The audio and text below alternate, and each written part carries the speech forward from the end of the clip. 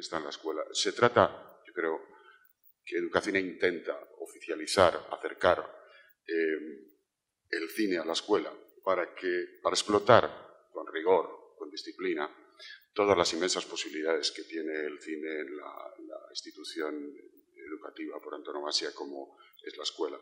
Las posibilidades metodológicas como instrumento metodológico, las posibilidades que tiene también como transversal que puede estar en todo tipo de enseñanzas, en la enseñanza de valores, en la enseñanza de la literatura, en la enseñanza de la historia. El cine de animación es una especie de industria dentro de otra industria.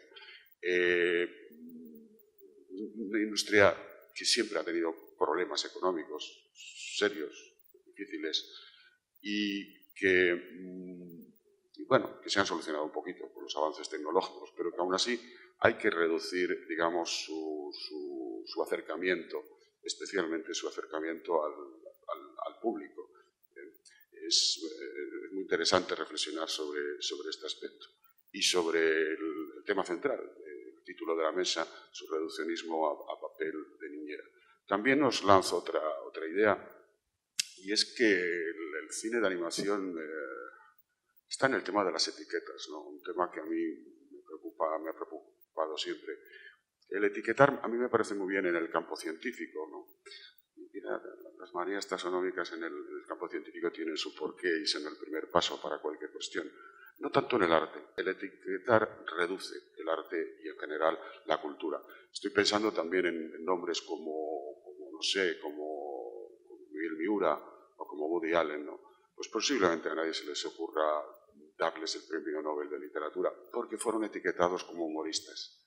Cometieron el error de hacer reír, ¿no? Las etiquetas, ojo con ellas, que reducen. Quiero que me hablen de mal cine, buen cine. Quiero que me hablen de cine interesante, no interesante. Y luego, si es una película de animación o era una comedia, pues va a ser lo último que piense o que reflexione. La estructura, como dije, es de que cada ponente invitado hable 10-12 minutos y luego pasemos a un coloquio de pregunta y respuesta. Pues nada, Manuel, cuando quieras. Bueno, muchas gracias. Obviamente, felicitar a Cine 21 y a Magisterio por la iniciativa, a José María Areste como director y a la Obra Social de la Caixa por cedernos las instalaciones de este sitio tan estupendo, donde es verdad que hay muchísimas exposiciones sobre cine. La educación y el cine son, digamos, estos primos cercanos que se ven menos de lo a menudo, igual que la animación y los videojuegos, igual que muchas otras profesiones. Y por eso es por lo que yo creo que es necesario que estemos aquí, porque desde que empecé como productor me ha preocupado mucho el tema de la educación y el cine, pero es verdad que hay iniciativas muy atomizadas, hay iniciativas muy pequeñas y todo lo que se pueda hacer para apoyarlo es necesario. ¿Por qué? Porque yo creo que hay tres temas que quiero poner encima de la mesa hablando de niñera. Y primero que el audiovisual tiene un gran poder. Esto es un sector que puede ser una máquina de creación de empleo si se toma de manera seria. Y es muy frustrante cuando sacan la coletilla de los españoles tienen mucho talento. Yo creo que el talento es algo absolutamente generalizado en todos los países. Lo que pasa es que hay talento que germina y talento que puede pagar sus facturas a fin de mes y talento que sencillamente acaba teniendo el audiovisual como un hobby porque no puede tenerlo en su profesión o se acaba yendo a otros países donde genera riqueza e impuestos. Entonces, estos son tres temas así a volapié que creo que son importantes. El tema del poder que tiene el audiovisual, el tema de la necesidad de que los alumnos tengan una cultura audiovisual y el tema de que el audiovisual también puede ser una profesión. Y hablando con el tema de cultura audiovisual, mucha gente no lo sabe, pero la referencia de Guillermo García Carcí, el creador de Pocoyo, es Chato. Cuando veáis Pocoyo, acordaos que, de cierto modo, Pocoyo es echarlo hecho. Muy bien, muchas gracias, Manuel.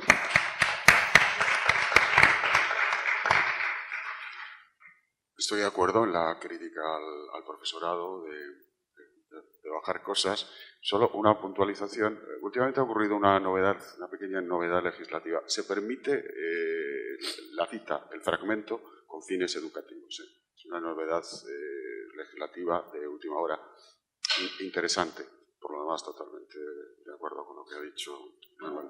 Nuestro siguiente invitado es Borja Montoro, licenciado en Derecho.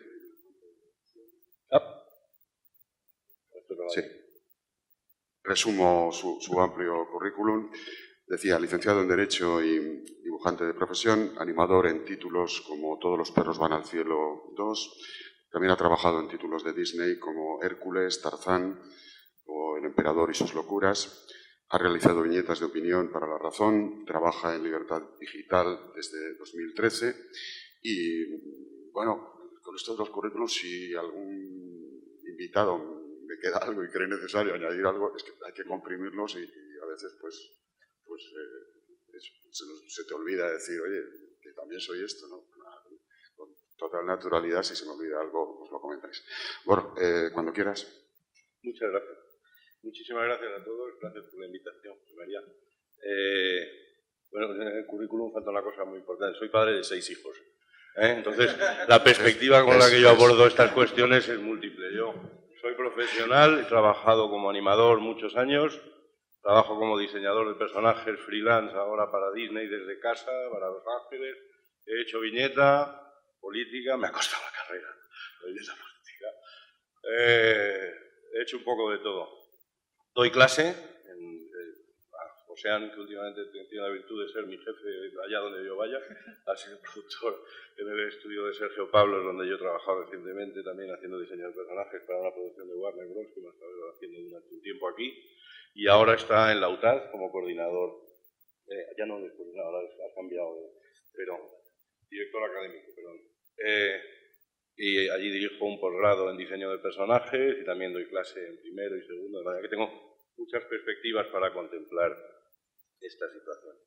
La principal, en tanto en cuanto profesional y en cuanto padre, al mismo tiempo, bueno, yo quiero romper una lanza por las niñeras, porque aquí lo que pasa es que dice, el cine de animación no es una niñera, que además que no tiene nada de malo ser una niñera. Hay algunas a las que se rueda a través del ojo de un oso de peluche dándole golpes a los niños, yo no he tenido de esas en casa. Las que hemos tenido han sido todas muy buenas. Y ahora entonces viene el problema sobre la calidad de la niñera. Efectivamente, hay niñeras que golpean a los niños y hay niñeras que nos parecen extraordinarias para nuestros hijos. Entonces viene el problema de los valores. Yo tengo mis valores en mi casa. En mi familia, nosotros en particular somos católicos. Dios me libre de imponer mis valores a nadie, pero tampoco quiero que nadie me imponga los valores. Entonces yo cuando se habla de valores me parece muy peligroso esto de empezar a hablar de una especie de valores que se van a imponer a todo el mundo. Yo no estoy de acuerdo. Yo no quiero que nadie me imponga los valores en mi propia casa. Yo lo que quiero es seleccionar. Lo que quiero es una oferta múltiple, yo tapeo y digo lo que los niños pueden ver y lo que los niños no pueden ver. Hay gente que está en desacuerdo con Los Simpsons, les parece mal. A mí me parece una serie extraordinaria para los niños. Hay gente que está en desacuerdo con Los maravillosos mundos de Gumball. Me parece extraordinaria. Y todas estas series me parecen extraordinarias, igual que me parecía extraordinario ver a Elmer, el cazador, volándole la cabeza al Pato Lucas y haciendo el pico así, porque era divertido. Yo nunca he ido con una escopeta a volarle la cabeza a nadie. Hay niños que se pasan el día con una Nintendo. En mi casa los videojuegos, en cambio, no entran. No tenemos afición por el videojuego. Tampoco entra el fútbol. Ni a mí me gusta el fútbol ni a mi hijo. Tengo un solo varón, el pobre, con 5 hermanas. Allá cada cual en su casa lo que le parezca bien para educar a sus hijos. Chuck Jones es el director de los mejores cortos de animación de la Warner. Fue una persona que recibió un Oscar honorífico en su día, etc. Es una inteligencia brillante. Hay en YouTube, si uno teclea Chuck Jones Life in Animation, creo que se llama algo así. Hay un reportaje que dura aproximadamente una hora y algo. Es una maravilla el reportaje sobre la labor de Chuck Jones, todo el trabajo artístico que hay detrás. Yo creo que los he visto 1000 millones de veces. Me parece que el sentido del humor y la animación es especialmente un campo en el que se puede encontrar un sentido del humor muy inteligente en ocasiones, en otras ocasiones, igual que en el cine de imagen real, se pueden encontrar verdaderas zafiedades y ordinarieces. Pero cada uno es muy... Mi punto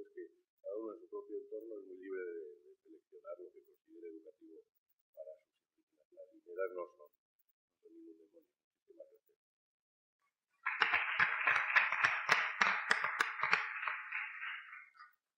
Muchas gracias, Borja. Y veis lo que os decía de los currículos, pues se nos olvida decir padre de 6 hijos, algo fundamental, porque Borja entonces era un experto en cine de animación y un experto en educación, por supuesto. Yo tampoco tengo nada en contra de las niñeras, de hecho siempre soñé con que mi niñera fuera Mary Poppins, y todavía algunas noches le doy vueltas. Nuestro tercer invitado es José Antonio Rodríguez, director de producción en Érase una vez, en cuanto al revés, de la serie Defensor 5, la última patrulla, de la cinta de animación Planet 51. En mi casa ven mucha animación, les encanta ver películas en las que yo he trabajado. En cuanto al revés se llamaba Happily Never After, estoy trabajando en ella en Berlín, o Planet 51, incluso películas en las que no he trabajado, como Mortadelo y Filemón. Cada vez que la ven y ven una imagen de Mortadelo, mira, los amigos de papá, ¿no? Pues porque tienen una relación cercana con ello, y vieron una foto mía con un stand de Mortadelo y Filemón y demás, ¿no? Les gusta mucho la animación, a las pobrecitas les gusta mucho el fútbol también, son del Depor como yo y van a sufrirlo toda su vida. Y lo que primero que quería decir es que, bajo mi punto de vista, hay cierta confusión con la animación. Se considera la animación un género y para mí no lo es. La animación es una técnica. Es una técnica y dentro de la animación hay películas de todos los géneros. Obviamente, Arrugas y Planet 51 o Frozen o Chico y Rita son películas que lo único que tienen en común es la técnica que han utilizado, que es la animación, pero el género es muy distinto. Hace poco estuve en Cartomuy, donde se presentaron 50 proyectos de toda Europa. Había proyectos de animación, de entretenimiento, había comedias, había dramas, había hasta documentales. Había un falso documental sobre la teórica verdadera historia de Nina Simone y demás, ¿no? Entonces, eso a veces nos lleva al reduccionismo de considerar que la animación es para niños, y lo es o no. Igual que el cine de imagen real es para niños o no. Ahí yo estoy completamente de acuerdo con Borja en que al final los principios que queremos transmitir a los niños, los primeros responsables somos los padres y somos los que tenemos que seleccionar esos contenidos que les vamos a ofrecer y que van bueno, pues de alguna forma a formar parte de todas esas influencias que van a tener a lo largo de su vida. También quería contar un poco, al hilo de la presentación previa a esta mesa redonda, se hablaba mucho de la cultura audiovisual. No, yo soy de una generación que hemos crecido viendo en la tele los sábados y los viernes Frisland, hemos visto John Ford, hemos visto, Frisland, a lo mejor no Metrópolis, pero sí mientras hacía Duarte, ¿no? Y hemos visto todo el cine clásico y hemos crecido con él y lo conocemos. Hemos visto George Cukor, hemos visto comedias, Paul Fox, hemos visto de todo. En una clase con alumnos de 20 años, les puse un ejemplo de la lista de Schindler. Lo habéis visto todo. No, es que nosotros cine antiguo no vemos. Dije, ojo, soy muy viejo por un lado, ¿no? El cine antiguo, la lista de Schindler, ¿no? Y es verdad que están acostumbrados a una narrativa mucho menos clásica y una narrativa mucho más inmediata y esas piezas más rápidas, más ágiles y demás, ¿no? Pero por otro lado considero que eso no es necesariamente malo, aunque es verdad que para mí es importante que aprendan a tener esa pausa a la hora de disfrutar y de ver historias. No les pido que vean, no sé, Lawrence de Arabia y el Drama del Pozo y demás, ¿no? O el Tarkovsky, ¿no? Pero sí que tengan cierta pausa a la hora de disfrutar y de juzgar los contenidos, ¿no? Pero no creo que cualquier tiempo pasado fuera mejor. El otro día estuve hablando con el productor de Jelly Jam, de Pocoyo y demás, y que está haciendo una serie ahora, y él contaba, claro, es que si lees los cuentos de los hermanos Grimm, la verdadera historia de Cenicienta acaba con un pájaro en el brazo de cada una de las hermanastras, que en la boda de Cenicienta le pica un ojo, y se cambian los pájaros de lado, y entonces les pica el otro ojo y los deja ciegas, porque han sido para que paguen toda su vida la maldad que han tenido, ¿no? Entonces, eso se lo pones a un niño ahora es terrorífico, ¿no? Pero bueno, Pipi Calzas Largas nos enseñó a fumar, desgraciadamente, a toda una generación también, ¿no? O sea, que es una cosa alucinante, ¿no? Y es verdad que que ahí yo creo que hay una, desde luego hay, por lo menos, sobre todo yo creo que en España y en Europa, mucha concienciación a la hora de desarrollar contenidos de forma que sean contenidos que tengan esos valores y que ayudan a transmitir una serie de valores. Que a veces no son tan reconocidos y las televisiones huyen, cuando les dices contenido educativo, huyen. Dicen, no, a mí no me vengas a... Los ingleses y los anglosajones que son muy listos han inventado el timing, educación y entretenimiento, para conjugar eso a la hora de vender un contenido.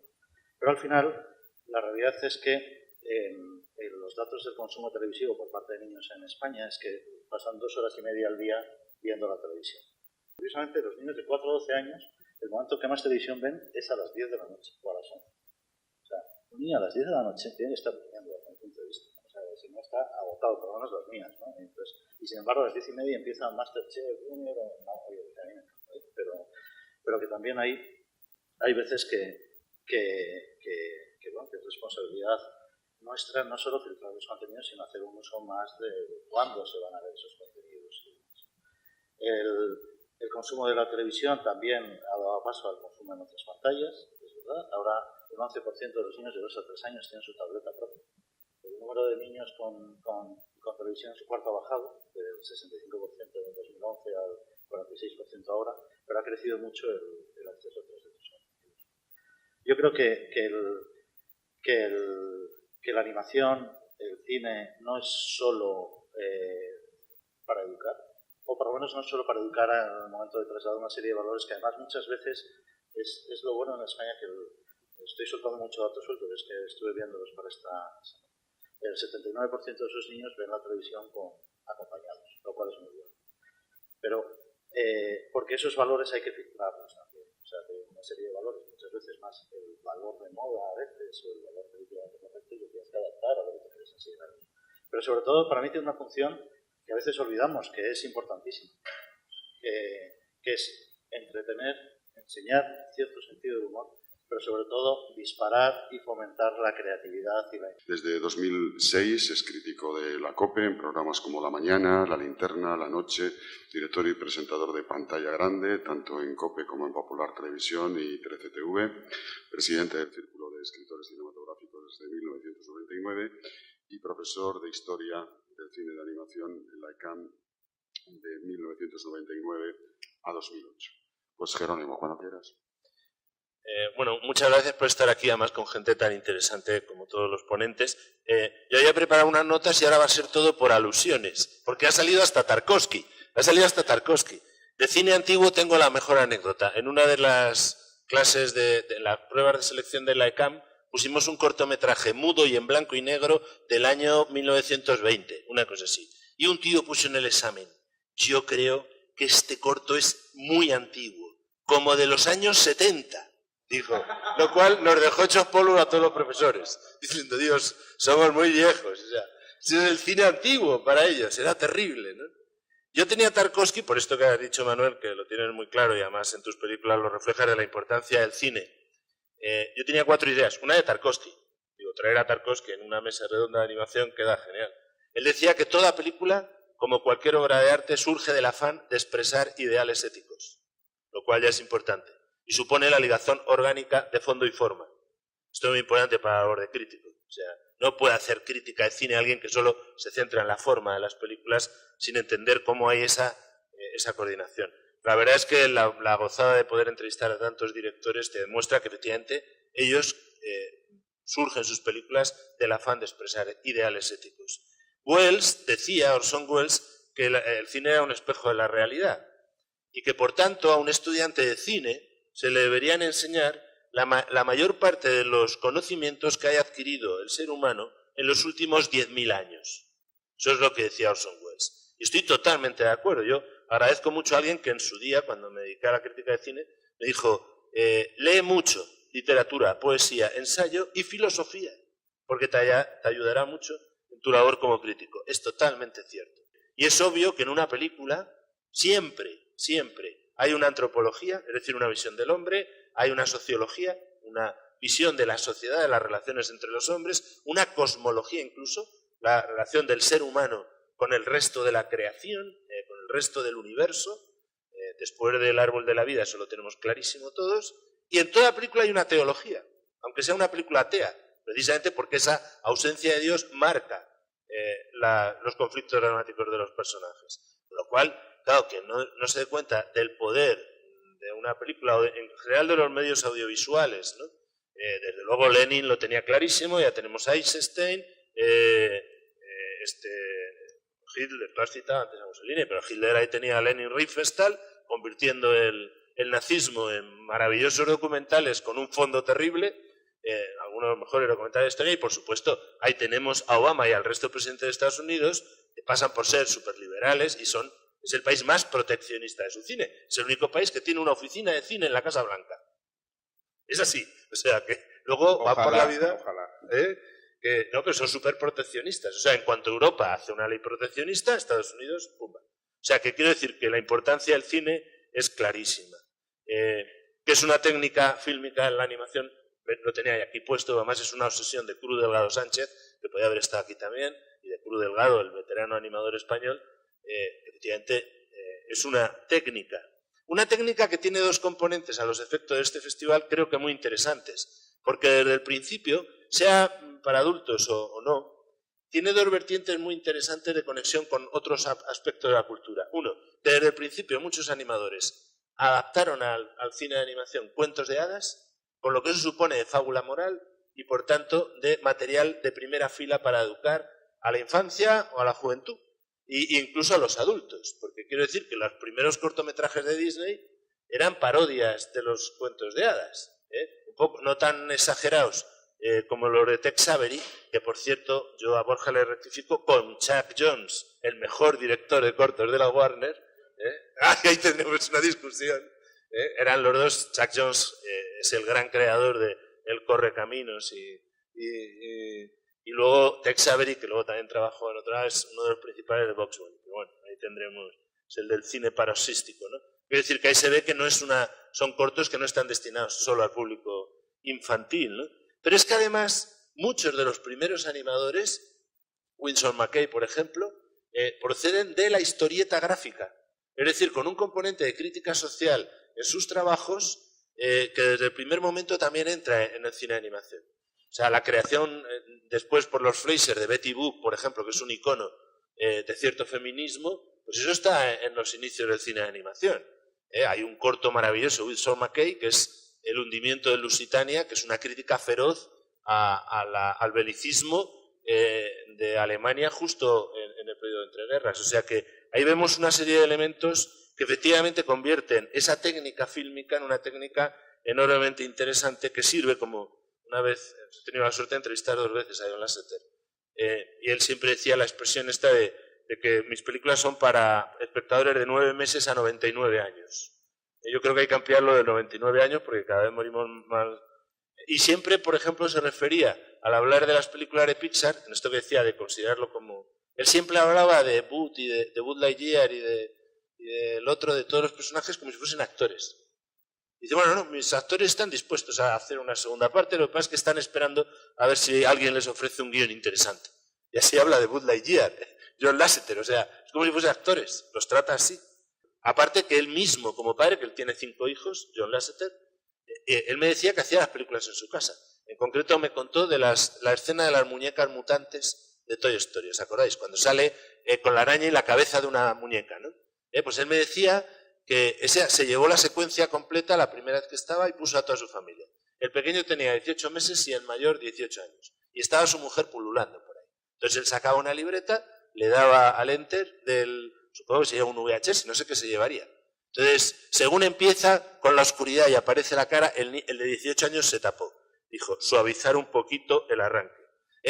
Llegó un gag donde estaba previsto que se riera. No se ha reído ni mi mujer. Luego llegó otro que no estaba previsto, se han reído con esta tontería. Y de pronto su mujer entraba, vaya tontería. Mi mujer ha dicho, vaya tontería. Entonces volvía a Pixar, ajustaba y hacía una película para todas las edades. Una película, claro, que ha sido ejemplar. Yo no creo que haya en el cine contemporáneo, ni siquiera en el cine mundial, un resumen mejor de lo que es un matrimonio que el arranque de Up. Los 4 primeros minutos de Up son sencillamente antológicos, no hay... o por supuesto la cantidad de matices que tiene el guión de Los Increíbles. Todas las relaciones conyugales y paternofiliales de Los Increíbles son sencillamente perfectas. Incluso se atreve con una de las mejores secuencias de crisis familiar, en esa secuencia de la noche cuando él entra, en la que los niños están escondidos y lo ven, me parece magistral de cómo explicar a los chavales que de vez en cuando papá y mamá se enfadan. ¿Y cómo salen de ahí? Por supuesto, arrugas, la visión de arrugas, de la ancianidad, del Alzheimer, de todo lo que aporta la tercera edad. No hay nada mejor sobre la amistad, pero es que no hay nada mejor sobre un tema de primer orden, ahora que estamos en plena crisis económica, como es el sentido del trabajo como servicio al bien común. El dilema fundamental de los dos personajes es que uno se cree el rey del mambo, que es Woody, y el otro se cree que es un guardián del espacio. Entonces, el arco dramático de Buzz Lightyear es que pasa de la consideración yo estoy salvando al universo del emperador Zod. No, tú eres un juguete de plástico que no lanza rayos láser, sino que tu misión en el mundo es divertir a un niño. Es genial, es una crisis de identidad totalmente existencial y absolutamente actual. Con lo cual, bueno, pues si se le puede sacar al cine partido. Por eso es fundamental recuperar esa idea del Cineforum. Pienso que hay que seguir insistiendo en que la enseñanza básica enseñe el lenguaje audiovisual. La única cita que no he hecho del principio que quería hacer es la siguiente. Es del cardenal Mahony. Fue cardenal de Los Ángeles durante muchos años. Ahora está, como se dice, catedrático emérito. Es cardenal emérito de Los Ángeles y hace años hizo una pastoral para el mundo del cine. Hollywood está en Los Ángeles y dijo una cosa que a mí me impactó muchísimo. Que los medios audiovisuales, amplió el concepto, pero ahí entra el cine, después de la familia, son los principales, no solo transmisores de valores, sino formadores de conciencias. Eso es potentísimo.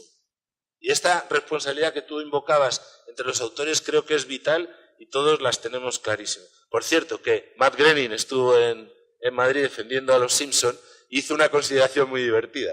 Dijo, al principio de la serie, todos los conservadores americanos se echaron sobre mí por esa visión un poco cáustica que tenía de todo. Pero con el paso del tiempo se han convertido a veces en mis mejores defensores. Porque a ver qué familia cinematográfica va todos los domingos a misa, como los Simpsons.